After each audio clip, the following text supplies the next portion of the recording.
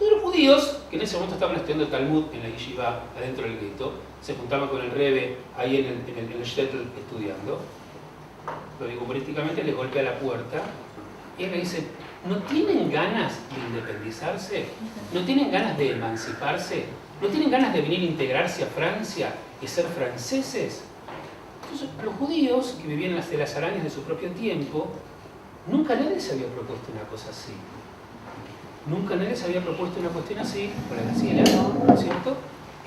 Donde de pronto Europa estaba convocando a los judíos para que se acerquen. Entonces los judíos dijeron, no, nos deben estar cargando. O sea, nos han desilusionado tantas veces, nos han echado tantas veces, nos han perseguido tanto, hemos muerto tanto, ¿no es cierto? Que no. Entonces de pronto empiezan a ver que no es chiste. Empiezan a ver que los pueblos están abriéndose, que las calles se llenan de espíritu y que igual que hay que seguir y que llegar adelante y trabajar. Todo esto se fortalece mucho más. Todos más o menos conocen lo que pasó en el devenir de la Revolución Francesa.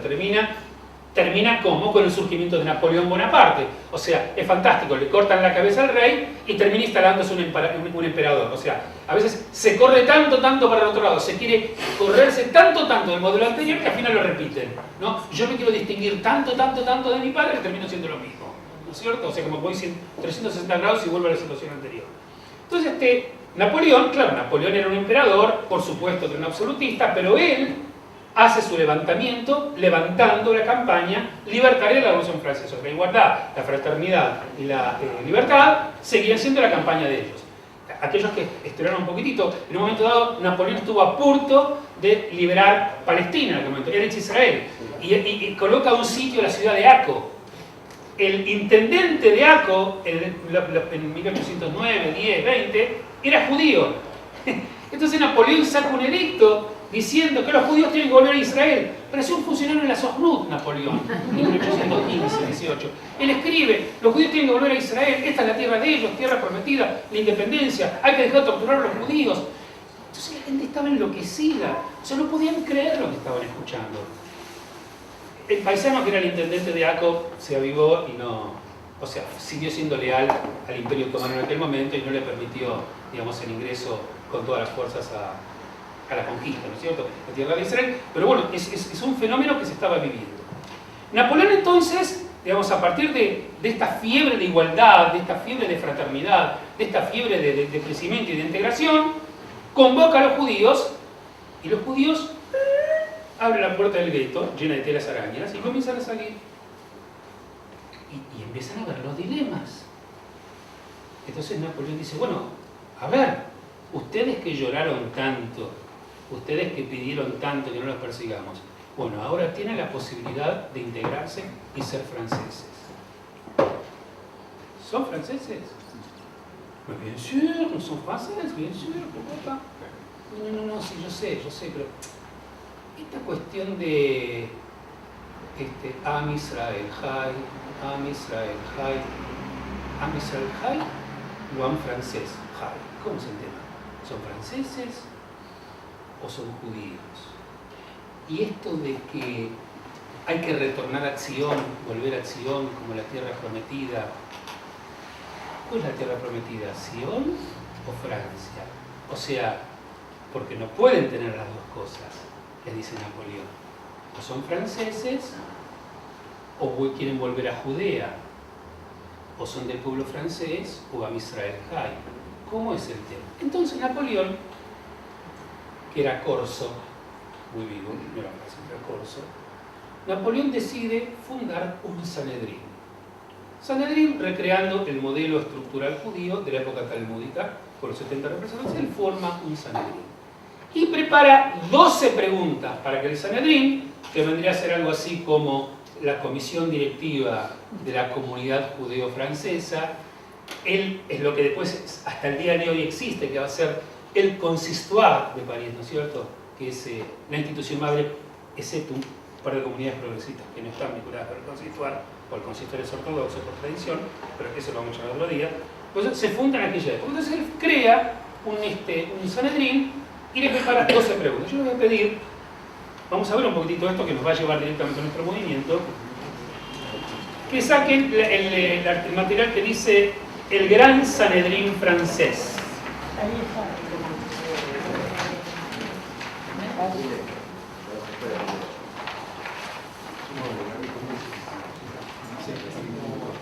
No, les quería decir que a todos los que quieran seguir el relato de lo que nos está contando Felipe, hay un libro extraordinario que se llama La memoria de Abraham, no sé si hay muchos que lo han leído, en donde cuenta toda la historia de los judíos en Europa desde que llegó el primer judío a Europa.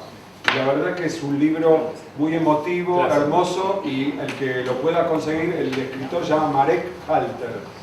El que lo pueda conseguir lo lee y va a revivir todo esto que nos está contando Felipe. Vamos a ver, no vamos a leer todo, quiero ver una parte porque el tiempo es tan cortito, quiero que entremos en la cuestión del movimiento conservador en sí. Pero fíjense lo que pasó. Tauber, digamos, quien escribió el artículo, dice, están todos en material, dice, la palabra Sanedrín, usada en tiempos del Talmud para designar a un tribunal dado su origen a la palabra griega Senudrion, que significaba asamblea. Yo además quiero agregar que Sanedrín tiene que ver con san o sen, que significa de anciano, como Gerusia de Geronte, de gente de anciano, como Senado, sen de senil, tiene que ver con cuestiones de anciano. Nosotros los modelos. El Tratado del Talmud describe un tribunal menor de 23 miembros y el Gran Sanedrín de 71. Okay. Napoleón decretó, porque acá era la prueba de fuego. Bueno, muchachos, lo sacamos del gueto. A ver, ¿se integran a la sociedad brillante y maravillosa que está dándose o no? Napoleón decretó la creación de asamblea. Entre los participantes se encontraba Abraham Furtado, turco, Orly Haim Worms, ruso, Abraham Benjamin, Isaac Ber, Rabino David Simsheim, de Strasbourg, Rabino Abraham Vita, de Mantua, Jacob Lazar, Joshua Sagre, ¿no es cierto?, Vincelli, Emmanuel Deutsch y bueno, y muchos más. La asamblea se llevó a cabo en un salón próximo al Hotel de Ville. En la entrada había una guardia militar que presentaba armas con el acompañamiento de tambores en honor de los notables.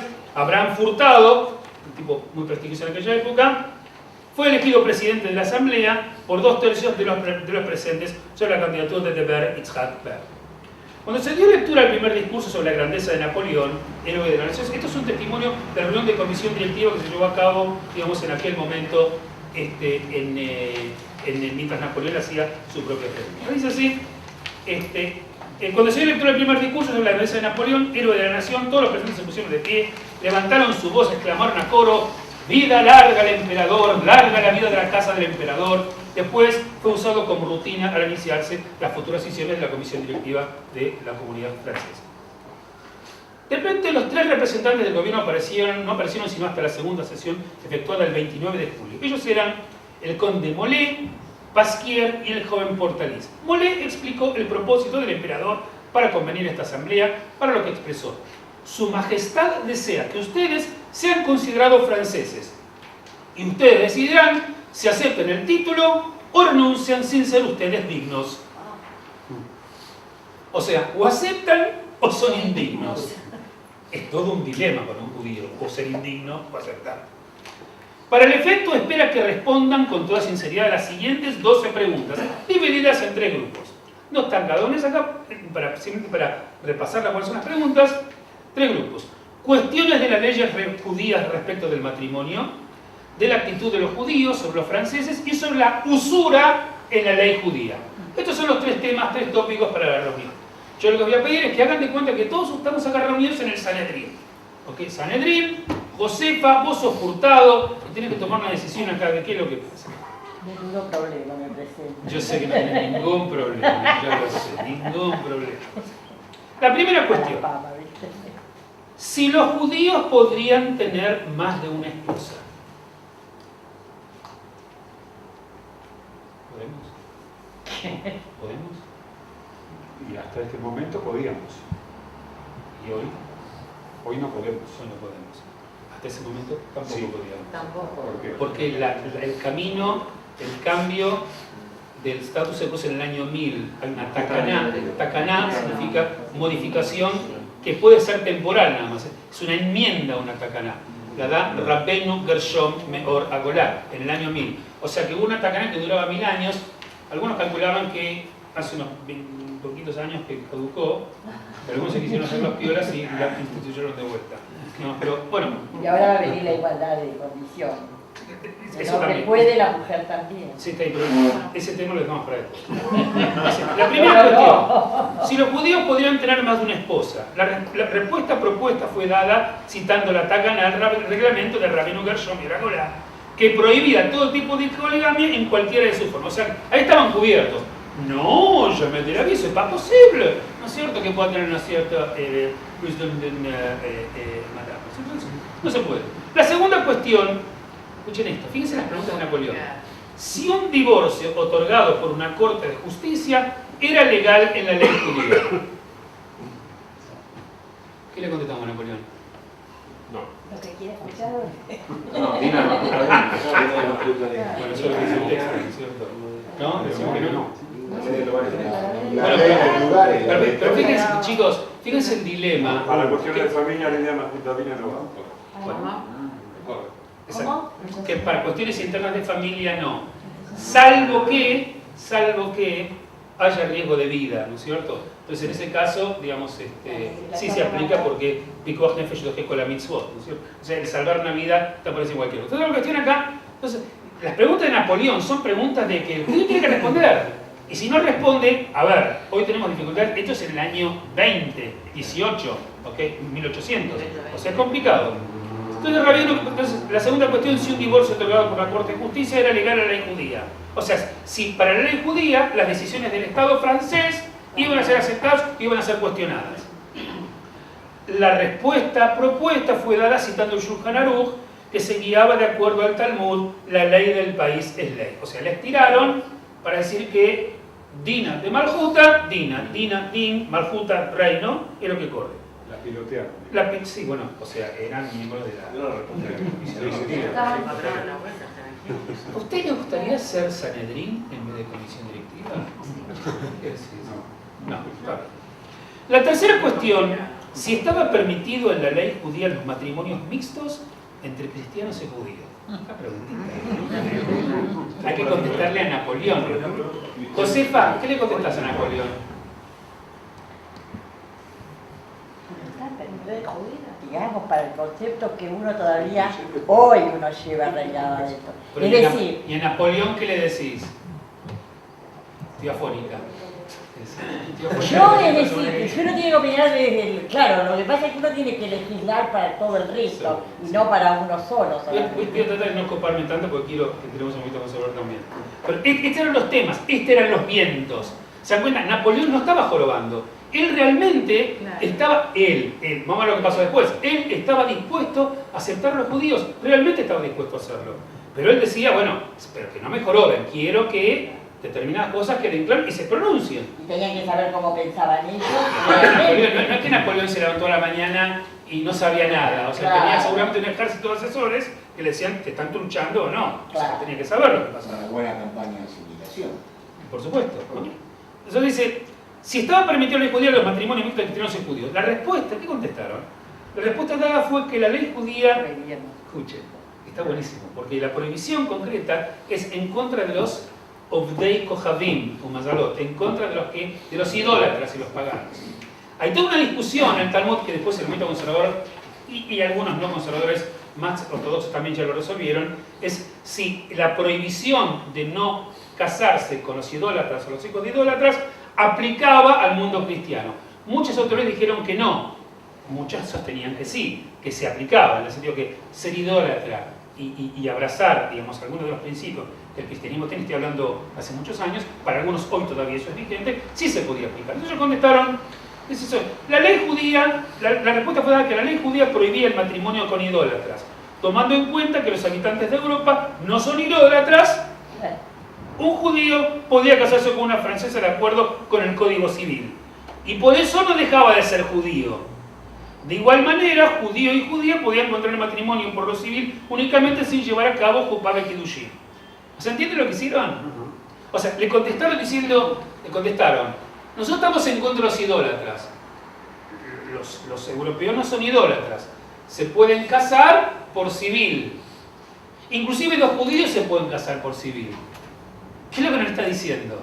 Que no nos van a casar por Jupá. Claro, eso es lo que está diciendo, ¿cierto? Fíjense la tensión de la hipermodernidad que le está cayendo encima a aquellos que acaban de salir del gueto, pues a principios del siglo XIX. A la respuesta a la pregunta 7, 8 y 9, los tribunales religiosos fueron abolidos de la Revolución y los rabinos tienen jurisdicción solo en materia religiosa, en lo que no se trata en el Código Civil.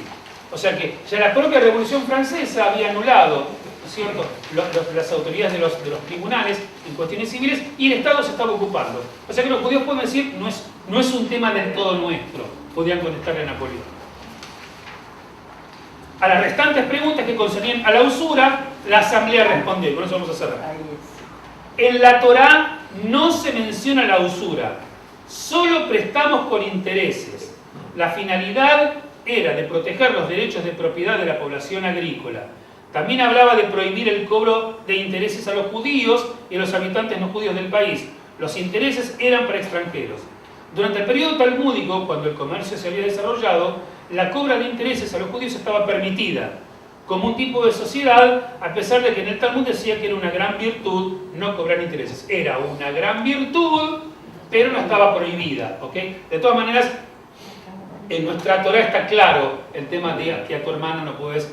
Pero ellos tenían que responder de alguna manera, salir de adelante. O sea, eran dirigentes que estaban tratando de rescatar y salvar la posibilidad de la modernidad, muy importante los cambios religiosos, y la cuestión política que se planteaba con el tema de Napoleón.